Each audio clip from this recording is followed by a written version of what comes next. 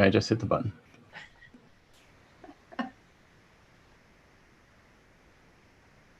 And hi, folks. We are back with Shift Office Hours. Here we are. My name is Cynthia Closkey. I'm one of the partners at Shift Collaborative. And with me is Sarah Mayer. How you doing, Sarah? I'm doing all right. It's Friday. I can't complain. It's a sunny day. I'm good. It's a little warm out there, but it's cool in here. So thanks to everybody who's tuning in to hang out with us and talk or listen about marketing ideas and concepts and what's new in the world of marketing and advertising communications today. So we've got a couple different things we're going to talk about. We're going to talk about the state of advertising as a whole. We're going to clue in a little bit on something that I myself am quite new to, but really interested in, and that's the new social channel TikTok. And we're going to talk a little bit about what it means to refresh or update the brand for a company or organization. So before we dive into that, let's just say here in Office Hours, we answer questions. We look at things that our clients at Shift are asking us about and try and give a little bit of insight on those things for not only for our clients, but for anybody that's listening. It's just a way for us to kind of reach out and share some ideas and hopefully hear some new questions and ideas back. If you have a question, you can shoot it to us through email at officehours@shiftcollaborative.com or type it into the chat here on the live video, and we'll see that pop up and try and weave that in as though we're a radio show, but somehow weirdly silent on the listener part. Any other things that we should lay as groundwork, Sarah, before we dive into content? Yeah, I would just say that we have those 3 topics that Cynthia just mentioned, but your questions can be really around anything. I mean, if you have questions about SEO, if you don't even know what that means, or you think you should know what that means, maybe you have thoughts about Google Analytics, maybe you have questions around paid advertising campaigns, whatever it is, we are happy to field your questions and hopefully answer them. So feel free to just put those in the chat and we will take a look. Send them our way. And if you're feeling shy and you don't want to chat, like I said, send an email. If you send that over, we'll probably catch it through our team and our tools that are online. Maybe be able to answer today, and if not, we'll answer in a future show. Cool. What are we talking about first? Well, we wanted to take a look at the state of advertising, and the trigger that got me thinking about this. Well, number one, I'm always kind of thinking about the state of advertising. Is it something that keeps you up at night, Sarah? Well, I don't know the state so much, but I'm always really trying to consume advertising campaigns. What are people doing out there? I mean, beyond, I think most Americans are paying attention at the Super Bowl, but there's campaigns all the time, and it's just really an interesting kind of time suck for me to go and look through what people are doing and what seems like it's working and is compelling and how it's changing and evolving, and then obviously bringing that back to inform what we do with our clients. So kind of in the state of advertising, but just kind of being really, sort of absorbing as much as I can. Right. And which I think, being drawn to that is part of why we do this kind of work, because we find it interesting. It's good to fortunate to be able to work at stuff that we like. But the other reason why the state of advertising right now is interesting is because so much of the world right now is in flux. And so, people that are maybe at home more than they used to be, or, whether by choice or by whatever is causing, their work is down, whatever it might be, are consuming a lot of content in a variety of ways. And so that would seem to say that it's a great time to advertise, because you're going to get a lot of people paying attention to your ads. You're going to get a lot of awareness and maybe, be able to do well. But then the other side of it is, because the economies around the world are down, people, number one, don't have a lot of money to spend, even if they are aware of something. And number two, companies who might want to advertise, even though you think you could get some eyeballs, you don't necessarily have the money to put into the ads. And I suppose number three, even though we know that people are paying attention to more and more things, all of the media landscape has already been shifting, as it's been doing for years, for a couple of decades now, shifting from the print world and out of home, as they call it, or like billboards and bus signs, those kind of things, which remain very relevant, but moving away a little bit from print over to a digital kind of world, whether it's digital media publications or search advertising, which again didn't even exist 25 years ago. Mm-hmm. So all of that shift has already kind of destabilized a lot of things. Yeah, I would kind of rolling back to some of your points around, people may not have as much, they're spending their income on the necessities right now.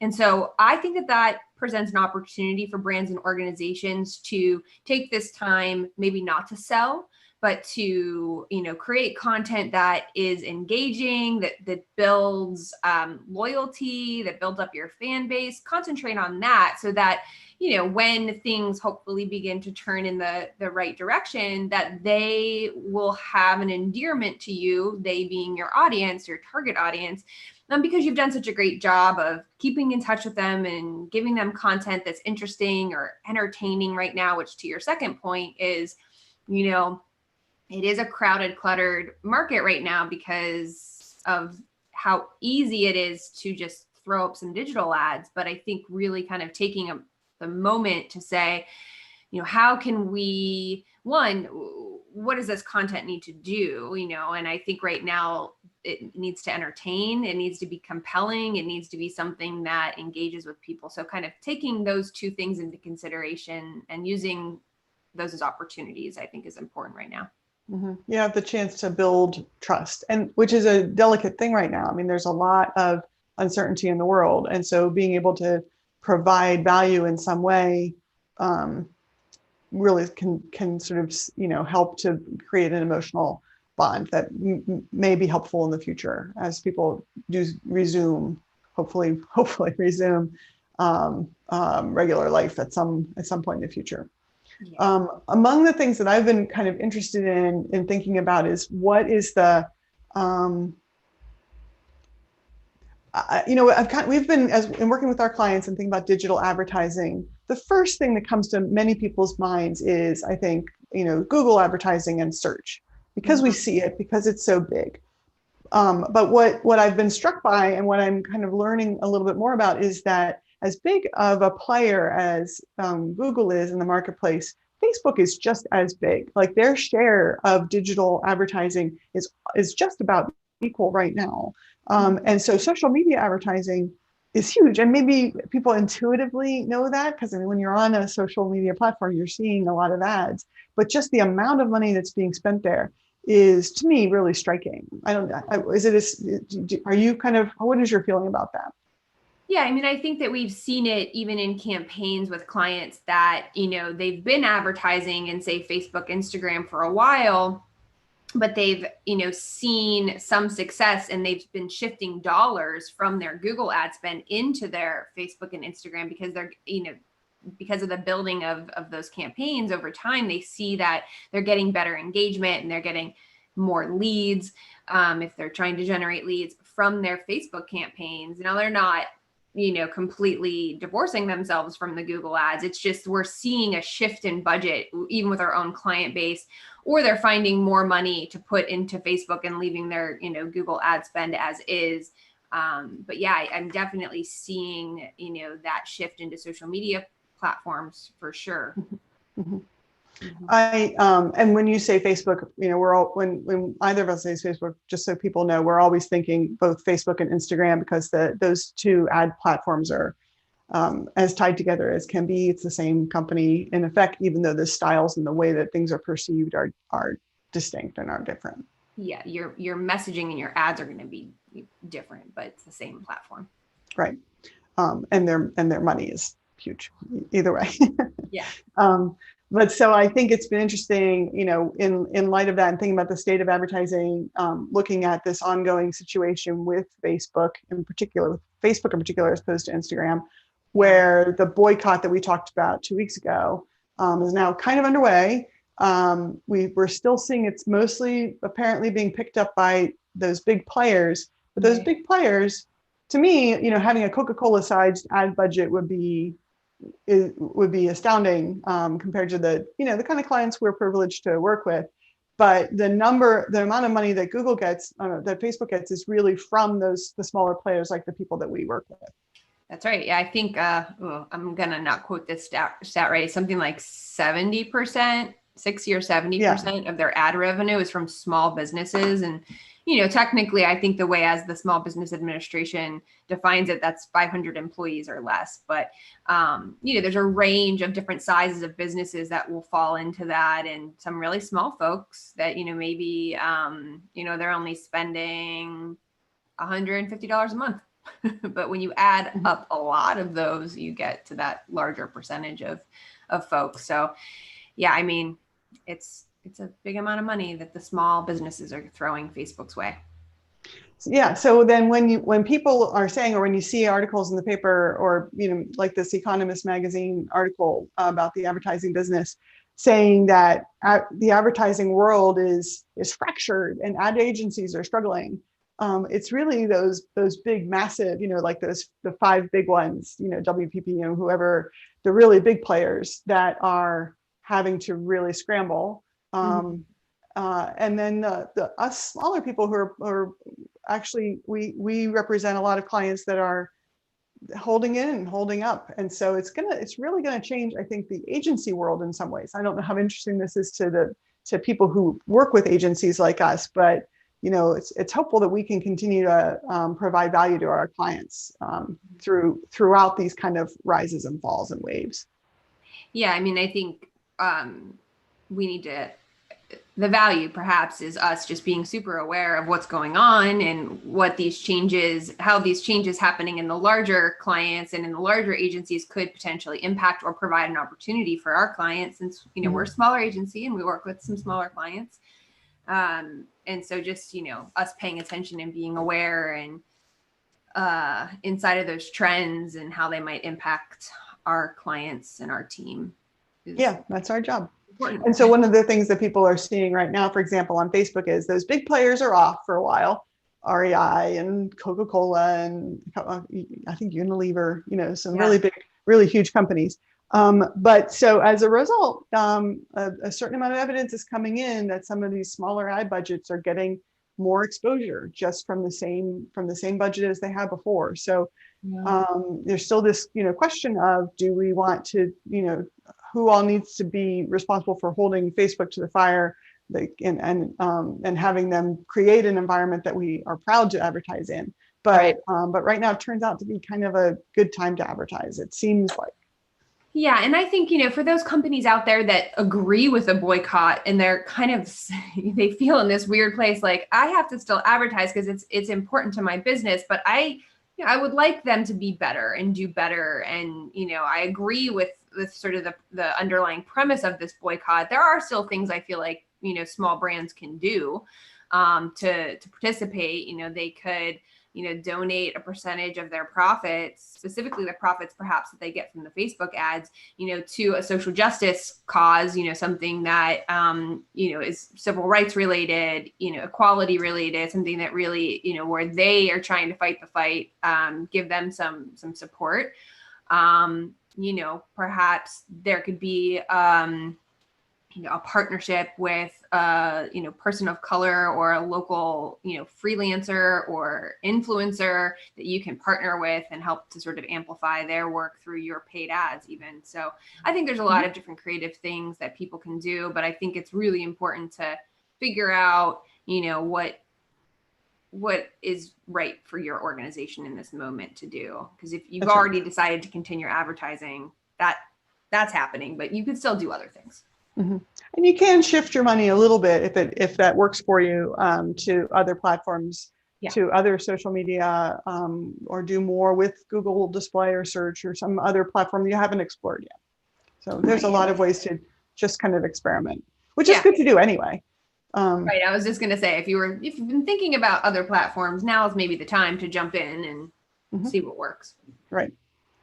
In addition to the boycott right now that the Facebook is undergoing, they have other fires that they are surrounded by, which includes right now there's an antitrust effort or exploration going on from the federal government. And who is testifying with whom at the moment? It's Apple, Amazon, Facebook, and Google. All are going to be speaking to the Justice Department, who is looking in particular at Google, but I think all the players are in a little bit of a hot spot. Yeah, and I think those ones that you've mentioned, they account for 62% of the digital ad spend that's happening in 2020. That's why they're being called to the mat per se, because they represent such a huge share. And I think that Economist article too is really, there's a graphic there. I don't know if you want to show it, just like it really, I think, highlights well this percentage I'm talking about of where people are spending. You know which one I'm talking about? Yeah, let me pull up. So this is I mentioned this article here from the June 27th edition of The Economist. Little light reading for everybody. I personally am always fascinated by economics as a whole, and the stories and the state of it. So actually, it is kind of light reading. But as we say, they were talking about a number of things, and then we had a couple different graphs here showing. Which of these graphs did you want to highlight? I think it's that bottom one that's in the blue tones. Okay. Oops. This one right here, digital advertising revenue share. Yeah. So there's that huge chunk that's called other. So again, this chart here is going from 2011, 9 years ago, and it's projecting out into 2022. So we are, worldwide, we're right about here in the middle of 2020. Actually, now that I'm thinking about it, we're just past the middle. Yeah, we are. And so you can remember, in my mind, Google has always loomed large in the digital advertising space, and that makes sense because for a while there, as a single player, they had a good 30-some% of the market, and then there was a certain amount that was Facebook starting in 2011. Remember, it was Facebook started as a whole in 2004.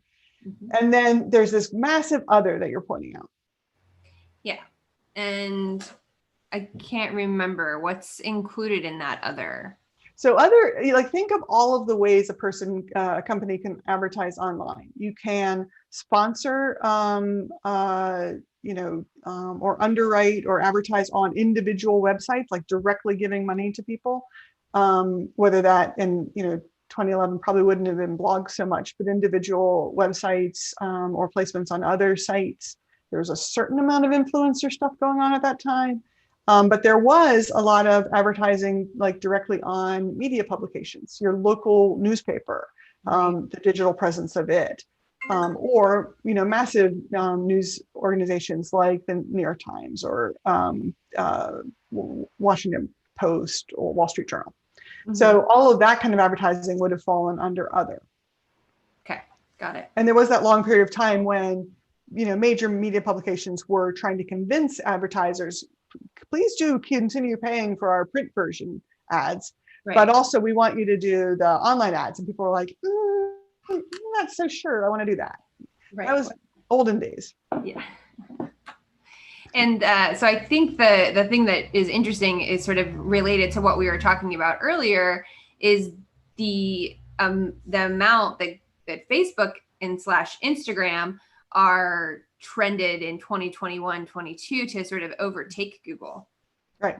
So right about now, they're just, possibly about equal with each having 30-some%, but Facebook is projected to continue to grow and Google to kind of hang steady. Now, remember, they're both the market as a whole will probably continue to grow. This is a, percentage. So Google's numbers will still continue to go up, but they won't be accelerating at the rate that it's anticipated the Facebook, Instagram will do. Yeah, and Amazon. as well, it looks like. And then meanwhile, Amazon growing coming from really nothing, from really, being itself a place, but now people advertise on it, which makes sense because, I mean, when you think about advertising to people who are in market, who are ready to buy, when they're on Amazon, they are ready to buy. We know that. Right. Yeah, absolutely. It's obviously a great place to insert your product, Right. For sure. And while we're here on the screen, I think the chart right above is pretty interesting too. When we look back at 2010 versus 2018, and sort of the breakdown of where advertisers were spending their money versus where consumers were hanging out. Right. I mean, there was a time where we could never understand why people were not advertising online. Yes. And we were deeply puzzled because we could see that people were spending time on mobile on their phones. And again, this is 2010, time spent on your phone, time spent on your computer, and then time spent watching television, listening to radio, or reading print. And then the amount of advertising money, like none being really focused on mobile at that point. A certain amount being focused on desktop spending, desktop, computer ads, and an amount on television, and then all of this money on print. So the point we were making earlier. Right. It was way disproportionate to the amount of time people were actually reading print. And now this is 2018, so 2 years ago, but then you can see that it's much more aligned. What do you think kind of drove things that direction? I mean, I think it took a while for advertisers to get sort of hip to it, but they were seeing, probably my guess is, less return on their investment for these print or more traditional ads. And, if a brand is spending just to get brand awareness, they might not have noticed. But if they were doing lead gen campaigns where they were putting an ad in front of somebody and hoping that that person takes an action, and they weren't getting that happening as much in, say, the print or the radio, then they were like, okay, we should. But they were seeing results for the digital. It just took a while, but money in their budget started to get moved to the channels that are working, into the things that are working, and it's just depending on how much you're paying attention to your return on investment by channel. Mm-hmm. It may have taken a while. I don't know. That's a guess. I'm not sure if that's right or not. I think you're right on that. And I also think adding into that, over that period of time there, the various digital platforms got better at demonstrating the results, the return on investment. So they got better at showing not just, okay, someone clicked on an ad and bought, but also all of the steps before that maybe were also digital advertising, like being able to show they saw your ad 5 times and then finally clicked. So we're getting better at this, what we call attribution, attributing the weight and the influence of all of the steps of the journey, because people don't make split decisions. They need to see a brand a number of times, or they need to find a little bit of information and go do some research. Like we can see in the reports through online, we can see all of the times, like over the space of months, that someone has first they saw and clicked on an ad, and then they visited the website directly 2 days later. I can't necessarily tell you days, but we can see that they visited the website a couple more times, and then finally they saw the ad again, and finally that last ad was the one that they clicked on. But all of the things along the way all contributed. And right. So I feel like it's taken this amount of time for both the tools to be able to truly show that, and for people, for a wider range of businesses to be able to appreciate it and realize it's worth the money. Yeah, and hopefully, build reports that they're looking at on a regular basis, because that's the beauty of having all this data from the digital channels, is you can, pretty easily look at it and see what's working and what's not. But you have to have some sort of infrastructure built up from a reporting standpoint, so that you're looking at the right things and you can make informed decisions about, how to, change your marketing efforts, or where to spend more money or shift money or whatever it is. You have to be looking at that data on a pretty regular basis. Yeah. And particularly in times that are kind of weird, like what we're in right now, where behavior change has been changing much more rapidly than usual. I might mute myself for a second and let whatever truck is backing up here continue backing up. So Okay. you talk a little while, Sarah. I actually thought that was happening in my, it was so loud that I thought it was me. But yeah, so we actually, on that reporting topic, we recently released a video in our other video YouTube thing that we do called Shift On. And it's about a half hour of information around reporting and what kinds of data you can look at and where you get that data and all the different tools you can hook up. And so we talk a lot about Google properties or sort of products in this particular video, Google Analytics and Google Search Console and Data Studio. But if you're interested, check that video out if you want to learn more about reporting on your campaigns, again, seeing where your ROI is. Absolutely. Great tie in there, Sarah. It's like you know what you're doing here. Some days. All days are good. So again, so we do these two kinds of videos. We've got these live stream ones where we're trying to pick up on current news and things that are happening in the world that we're seeing or that we're seeing our customers are puzzling with and trying to uncover and figure out what are the things that we want to share about that. And then in addition, answering questions that people send in for us. And then we do the second set of videos where we get to have a deeper dive. And sometimes kind of we're thinking we can show more of how you would actually do something, or really trying to understand underlying causes or how all the stuff works in a way that requires a little bit more thought. Right. Check out our So again, always be sending us questions at officehours@shiftcollaborative.com.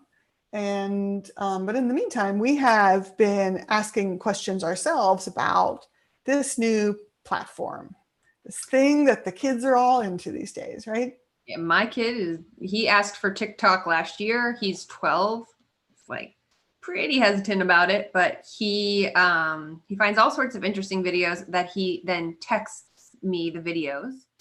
And I get to see what he's interested in. Definitely things about making weird food, but okay. Yeah. So he's into the food TikToks. The food TikToks. Yep. So we should probably give. I think many people will know about it, but let's give a quick summary. That TikTok is a new-ish social media platform that is video based. It is out of China. And specifically, so it's created by a company called BYTE Dance. It launched in September of 2016. And I mean, if you've seen like moving GIFs on the internet, I think it has some of that same appeal of movement, but it has expanded beyond it. And the app includes a lot of things about like duets, because they included, there's a lot of music influence to it because they acquired a music company and brought that in. And so they brought in all of the creators that were making music, and so there's some features about like doing things together, and there's a lot of commenting and stuff in a way that a GIF just simply can't. A moving GIF or GIF, depending on your religion, I suppose. Your digital religion. Your digital religion, yeah. So TikTok has all of these interesting things, and people may have seen a few of them. I pulled up a couple to share. To give kind of a sense of the kinds of sites that you might expect to see. So let me see if I can share these here. What you see a lot on the site are famous people. And so in this case, this famous person, people may recognize as the former governor of California or as the Terminator. It's Arnold Schwarzenegger, who goes by Arnold Schnitzel. He has audio for these, and a lot of them currently feature, as you can see, him doing little fitness things, showing off a little bit of his life. And he's got this little miniature burro that hangs out in his California home. So he's kind of showing people around his house, and also a little bit of history, and then a lot of political commentary because he's pretty outspoken. Sure. Yeah. Yep. That looks fun. I like the little miniature pony or Yeah. And then donkey. these ones where he's sitting in his hot tub and pontificating are very fun too. So, yeah. Seen a few of those. yeah. Interesting person. And so, but where a lot of people, a lot of the oldsters like me, first became aware of of the range of TikTok was with this person here who is, she's a stand-up comic and writer. Her name is Sarah Cooper, and her first video, she created her account some time back, but she's gained a lot of notoriety for I wonder if the audio would come across. Let's give it a try. You let me know if you can hear. No, I guess not. So people will have to look up Sarah Cooper. She's under What You Got For Me, but if you Google Sarah Cooper, you will see her. Anyways, what she does is she takes the things that President Trump says, whether this was from one of the coronavirus press briefings that he gave back in April. And then she, as you can see, like she plays different characters, has little props and kind of like mouths. You could call it kind of a karaoke, or I've heard it described a couple of other ways, saying the things that he's saying, but then adding all these facial expressions. So it's, I think Anthony suggested it was kind of like the drunk history version of a press conference or something. Yeah. So you can see from her facial expressions, she's very emotive. It's funny. There's these little weird things playing up with the sometimes unusual things that our president says. So she's become a big hit. And one of the things I remember is she's been trying for years in her regular role to get onto, for example, the Tonight Show with Jimmy Fallon. And then he interviewed her because of this. So she's, it's actually helping her advance her career and helping people laugh at our current situation. So yeah, I think that's the interesting thing to me about TikTok too, is that so because it was a dance, kind of a dance platform, music platform, there have been people that have created dances, choreographed dances, just regular people that love to dance that have become famous from this. And they take a popular song and they create a dance to it, and then it sort of catches, it goes viral like things do. And I just find that very fascinating. If any regular Joe can, kind of make a name for themselves on a platform, the possibility is there for other people then become endless and possible, For sure. There are the top 10 TikTok dances that you can learn arranged by difficulty.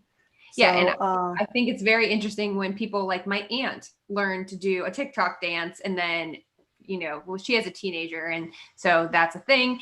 And, and then my son will hear a song on the radio, will be in the car, and he said, "This is a TikTok dance." I'll be like, "It's a song on the radio first." But no, but to him, it's a TikTok dance. And that's how he knows that song. Very fun. Yeah. So there's a lot of this, entertainment value to it, and then there's this creative aspect, like you say, with the folks playing off each other, building off each other, and then the duet piece, people commenting on another person's creation, and so the question then always comes to us, but like, how can we be here? How can we? The question I have not yet heard, but I'm waiting to hear is, how can we make a viral TikTok video? And the answer is, oh my God, by not trying, by creating good content and putting in the time is always the answer to that kind of thing. That is always the answer. Yeah. We have yet to have a client ask us how they can harness the power of TikTok, but, or maybe you have and I haven't. But if we did get that question, I think that, we, to your point, want to think, what is that content strategy and how you have to know a social media platform, you have to understand what its personality is. Each social platform has its own kind of way it operates, the way you use hashtags in it, the way how much content you can put, what kinds of content. Is it more visual? Is it more words based? And, you have to know all that before you jump in. And then obviously the first question you need to be asking yourself is, my audience there? If you It's TikTok is one of the fastest growing platforms, specifically, young people. So if you are targeting a younger demographic, then it could be a place that you want to look at. So I think that, in general, many of the brands and organizations that we work with are a little unsure if it's relevant to them, but some tips or some things that they can think about. What do you think, Cynthia? What would be one thing we might say, or a thing? You're completely, I'm in 100% agreement that getting in there and trying to learn the language of the platform is an extremely important first step. One, if you are looking for a business case for using it, what I'm showing here on the screen is Planet Money, which is a podcast on NPR that npr.org/Planet Money. And it is, as I talked about earlier, I like reading The Economist. I like listening to podcasts about economics, which is what Planet Money covers. And so they have created a TikTok. And as you're glancing through, you'll see that one person in particular that keeps showing up is one of their team members. This guy here, whose name I don't yet know, but he's in a lot of the videos, and I think he's sort of the main person behind their TikTok channel. He's got a really unusual style, I recommend that you check it out and kind of see the ways he's kind of playing with the form. But they use a bunch of different styles, and I'm sure they're experimenting. These ones here, some of these ones where they've got someone talking in a way that you might hear on a radio program, but then there's this animation going on with it. And it's this super cheesy animation that reminds me very much of old school Flash videos from, the early 2000s. Where they're purposefully, loose and kind of rough looking. But so that creates this sort of easier way to kind of get into and be drawn in by the story that they're telling, which they're telling in a way that would, very specifically appeal to a younger audience. So they're trying to build up their audience for all of their media, and they're not confining themselves just to the podcasting at this point, it seems like. Mm-hmm. But then they do have some of their existing producers, the people that we've heard on the radio whose names you might hear, like this person here is one of the radio hosts and producers who's on their programs all the time. And so it's not just one person, like often a Skunkworks doing this channel it really does tie in all of the work that they're doing. Yeah, I think I haven't checked them out, and through us talking about this earlier, I'm excited to see how they're harnessing this particular platform for their particular kind of content, which I don't know, I just wouldn't naturally think, content about money and TikTok go hand in hand from an entertainment standpoint, but they seem to be doing well. So. Yeah. So among the topics you can see, they're kind of uncovering things that maybe would be of interest to people today, like how to understand housing inequality. If everyone I know has a house, what does that mean? And so they're kind of digging into and finding ways to present the information. This is, I think, one that's about what does it mean to defund police, and trying to unpack those words. And then they've got one that's on reparations. So they're really meaty topics. And yet they're finding ways to kind of talk about them in a way that can be engaging for a range of people. Yeah, in under a minute, I believe. You only have a minute, right? I think that's all that you get. That's all you get. So that's pretty impressive when you can do that for that kind of those kinds of topics in that amount of time. But yeah, so I think some of the other sort of just general things to be aware of in TikTok, they do use hashtags, which are pretty common in other platforms as well. Hashtags are ways that you can help people search and discover your content. But one thing to know about hashtags in TikTok is that, unlike, say, Instagram, where you get a lot of hashtags and people frequently use all of those hashtags, the 21 hashtags or whatever it is, you don't want to do that in TikTok. Is there like an optimal amount that is like a sweet spot that we're aware of? I'm not sure what the sweet spot is, but I think it should be really, similar to a keyword that you might bid on in Google Ads search. You want it to be relevant to your content and not just slap it on to your, post or your description of your video and hope that reaches people. It should be relevant to what, if your TikTok is about money, then maybe it's hashtag money, Makes perfect sense. And this is clearly a fast moving platform. As fast as everything else on the internet seems to go, this seems like it's even kind of supercharged on that. Oh my gosh. Yeah. It's hard to, again, I think that goes back to what we were saying earlier. Like, you have to be in this platform pretty regularly. You have to understand what's trending, and you don't want to use a hashtag or use a phrase that was trending 2 weeks ago, but it's so old news already. It'll make you look not great, outdated, and then people will, sort of write off your content, perhaps. So.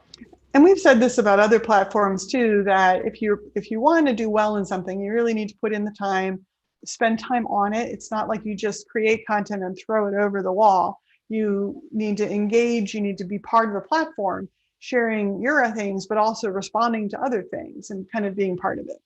And so you don't just add in a new social platform just as soon as it arrives. You've got to kind of learn and decide how much you're going to invest in it, and then do that investing. Yeah, that's definitely sage advice across any kind of potential investment of time you're going to make. You really want to get to know that platform if it's going to work for you. And try it and be prepared to fail. Yeah, absolutely. Visually, in video. Yeah. And know that there will be millions of people that are much more visible than you are. So live with your small audience and fail a lot, fail better, fail often. Yeah. So another thing about TikTok, kind of similar to, let's say Instagram, is that the sort of rise of influencers that have come out of TikTok. It's like a whole new generation of influencers. And so these are people that, they have a following and they are speaking to the audience that you want to reach. So, especially when you are first getting into it, part of your strategy with TikTok might be to partner up with an influencer that aligns with who you're targeting and what your brand messaging is and all that good stuff. It can, really help you get that initial amplification that you might need. Mm-hmm. And this maybe a tactic would be similar to what we would recommend if someone is, for example, doing a blog outreach strategy, where you don't necessarily want to aim for the people that have the very largest audiences. You want to maybe find someone who's got a really impassioned audience, but doesn't necessarily have to be the biggest one. They can still be amplifying you, and you can be offering them some value back in some way, whether it's monetary or other, and or even helping them come up with content, giving them new material, because then they've got something to gain from it. Whereas whoever the Kim Kardashian parallel is in the TikTok world, like they don't necessarily need new things. Let's not worry about them. Yeah. So what you're describing are the term micro influencers. I think that I might be wrong on this, but I think it's 5,000 followers or less is a micro influencer. So still 5,000 followers is a lot. It's a lot more than I have. So yeah, right. But yeah, I think you have to make it worth their while. The common question that I learned in business marketing, business school a long time ago: what's the whiffy? What's in it for them, for you? What's in it for you? Is important when it comes to influencer marketing. But engaging and partnering with other people, it seems like it's a winning strategy on this platform. It's a very interactive and in many ways collaborative environment. Yeah.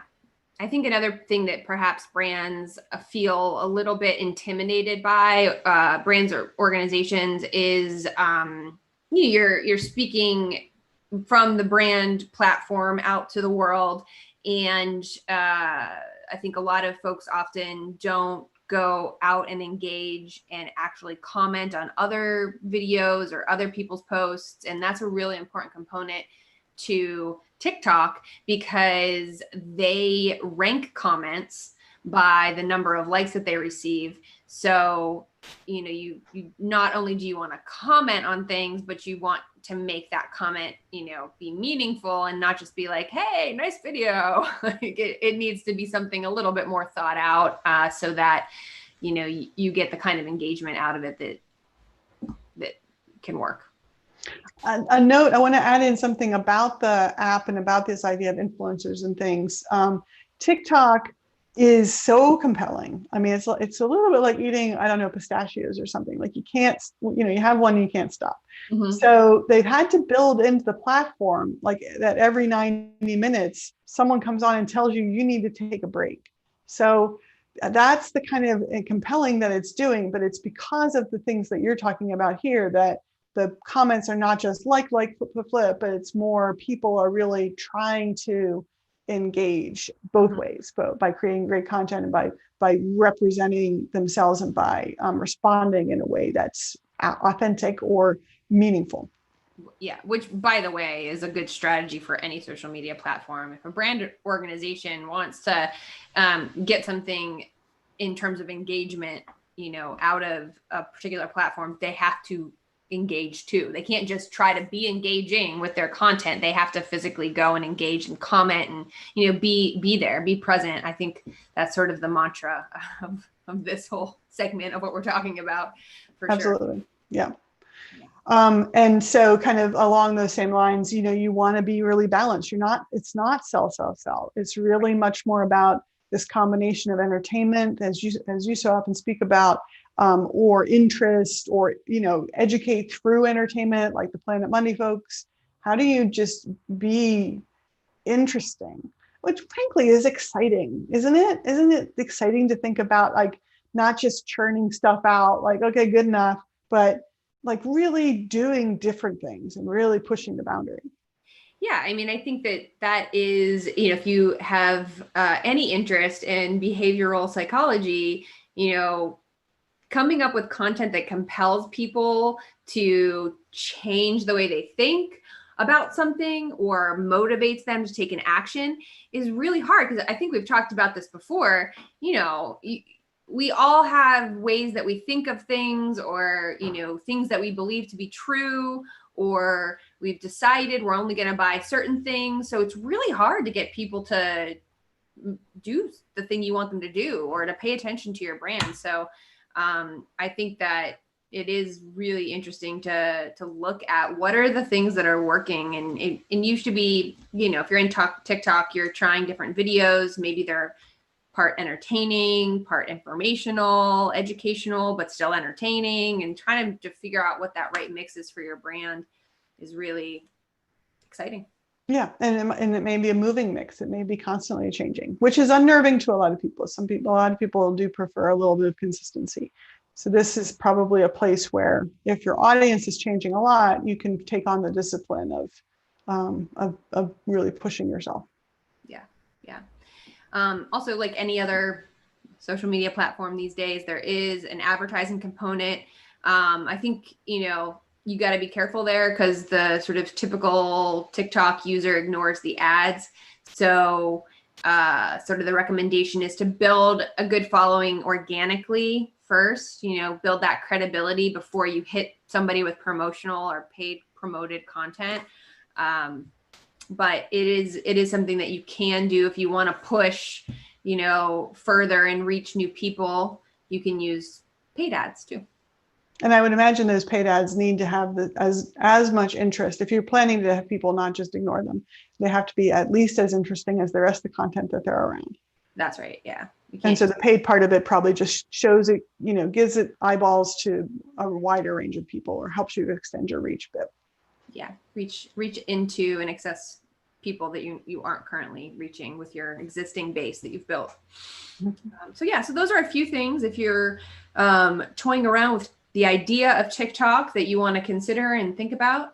And I'm sure, there's lots of great information out there in the world, but go and just get into the channel, check it out, mm-hmm. Start looking at the videos, start being a TikTok user before you suggest this as a brand strategy. Mm-hmm. Absolutely. Yeah. So as far as topics for today, we also had wanted to start talking a little bit about refreshing your brand. our time's a little bit short. Maybe we can just kind of tease a little bit of some of the things to think about, and then invite folks to share any questions that they've had, or maybe success stories or massive fails for brand switches. And as I think about, companies refreshing a brand, we've had the good luck to help a lot of organizations with that and seen some great successes. But in the course of looking at them, we're always coming up on massive failures. Like, this is kind of a product fail, but like New Coke, the New Cokes of the brand world, where the company did a whole bunch of research and then launched something, and it was hated by everybody. Yes. Sorry, I hate New Coke. I hated New Coke. I did try it. I'm a Coke Zero gal, Okay. but which was a product win for them. But yeah, I mean, I think that those large brands have the budgets to try things and fail. But I think that in general, most of the organizations and clients that we work with, there's a lot hanging on to a brand refresh. It's very hard to say goodbye to something that you've lived with and that you've championed, perhaps. If you're the executive director of a nonprofit, or you're the CEO and you founded the company and that's the brand you created, it's hard. It's hard to let go of those things and come to grips with the fact that it's just not working anymore for who the organization is today and who you want to be in the future. And so we help a lot of times help organizations navigate saying goodbye to a logo. Mm-hmm. And there's an element of it that is, really, first of all, saying, what do we need to change? Is changing really the right thing to do at all? Mm-hmm.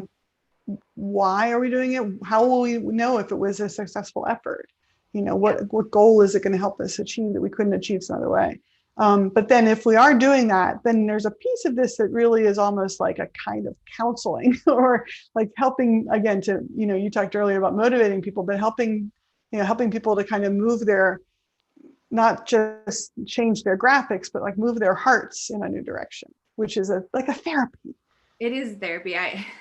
We often enter a situation in which the person that has brought the idea forth that, hey, we need to bring in a company to help us rebrand, that person's all about moving forward. But then there's this group of people that are very resistant to it, and that I always feel really terrible for that person who wants the new brand, because we're going to come in and we're going to say, what's working about the brand right now? We will talk to them about, the things that they like. And then that person sort of gets cringy. Like, there's nothing good about this brand. We have to say goodbye to it. Are you suggesting we stay with it?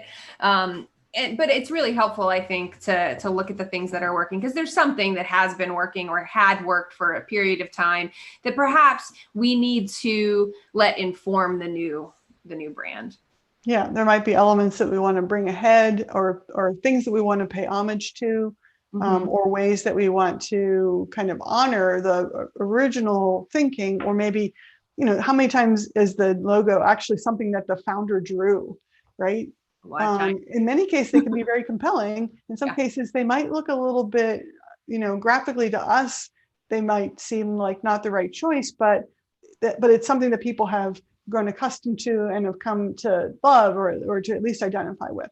And so we want to not completely, poo-poo or laugh at those, the original thing, because it came from something, and that something probably still has a value. Yeah, but at the same time, we want to create a safe space for people to experiment with new ideas around the brand. And, a brand, as we know, and maybe folks watching also know, is more than just your logo. It is literally, all of the things that make up what your target audience experiences about your organization, even down to how you answer your phones. So, it is everything. But the logo is a key part. It's like a first impression in many ways. So it does have to, it has to resonate into that audience. And so we like to create like I said, a safe space for people to kind of poke and pull apart the things that aren't working in a way that doesn't offend anybody else. Mm-hmm. Right. Nice little tap dance we get to do. Right. So maybe next week we can dig into some of the methods and kind of share some ideas and some things that we find work, in case anyone is looking for ways to do that themselves or to do a similar kind of project internally. Maybe give them some tips and some pointers for what to avoid. Yeah, and I think how to, if you are that person that wants, maybe you're a recent hire, you're in the marketing position at the company, and you've realized that you don't have the tools you need to properly amplify this brand and to get more leads generated or get the message out there. You're really hitting a roadblock because the brand is not allowing you to do that. How do you fight for? How do you recommend? What are the things that you need to arm yourself with to get upper management or the founder that drew the logo on the back of the napkin to see what do they need to see to compel them to make this change? So we can talk about that. Yep, I think it's fair to say that among the first things you have to do is to win over that upper management buy-in. Yeah. Because if you don't have that from the start, you're in for a world of hurt. Yeah, and so are we, actually, because we've stepped into a few situations where that person thought the upper management was on board, and then we start asking some questions in our initial meeting, and we find they are hanging on to that brand pretty strongly, and so we have to work our magic on it. Mm-hmm. Mm-hmm. Right. So that's a little tease for next week. We'll share some ideas and kind of talk through some of our strategies, both for the psychology of it and for the creativity of it. How we help teams have the energy and the creativity to do something very bold, which is to change who they present themselves as. Yeah. Maybe we can do some show and tell, perhaps. Sure, I think that would be fun. And if anybody has any questions or ideas or things they want to ask about, we can bring those. Well, the examples I think that we've seen, and then maybe we can point out some of the great successes that we've seen other organizations do, and what we understand from what made it successful. Mm-hmm. Yeah, I think that would be great. Okay, that sounds like fun. I look forward to our next show. Yeah. Where will that be? I'm sorry, what was that you just said? And where will this next show be, Sarah? Right here. Right here on YouTube next Friday at noon. Yes. Eastern Standard Time, noon. Oh, okay. That one. Okay. And it'll be our 9th episode next week. Today's our 8th, which seems crazy to me, but we've had 8 of these lovely live streams. We're having fun with it. I hope, y'all are enjoying it, and tell your friends and tell your friends to tell their friends. And so if you don't like it, then tell your enemies, point them this way instead. That's fine too. Yeah, that can work. But so we are eager to keep doing this to share some knowledge at, particularly for organizations that are maybe sort of struggling through transitions and things in this crazy year of 2020. But hopefully there's some ideas here that anybody can use, even if your organization is going great. Maybe this will supercharge you to some next level. Yeah, we know you have questions out there in the world. We know you do, and we're happy to answer them. And you don't even get an invoice after it. So what better way to get a question answered about marketing, advertising, branding, design, whatever it is, whatever question you have. Couldn't be more free if it tried. Yes. So, looking ahead to this week, Sarah, for this weekend, are you looking forward to any particular thing? Are there any kind of television shows, commercials, or things that you're looking forward to? Oh gosh. No, I mean, I don't know what I'm doing this weekend except taking my dog to the vet, which doesn't sound very exciting, but that's about all I'm doing. And yeah, I'm gonna catch up on reading of things that aren't industry related. Oh, very good. Okay. I actually am planning to listen to some Planet Money podcast as I walk around Pittsburgh here in my socially distanced exercise regimen. But maybe this is probably the weekend I actually do create a TikTok account just to kind of dip a toe in. Yeah, maybe I ought to do the same. Okay. And if we do, we'll share those out next week too. Yikes. Okay. I don't know about sharing anything. Okay. Well, we'll act in stealth for a little while longer. We got to research. We got to do. That's our method. We do our research first. Yeah. All right. Well, thanks folks for tuning in. Yeah. Thanks for coming. We'll see you.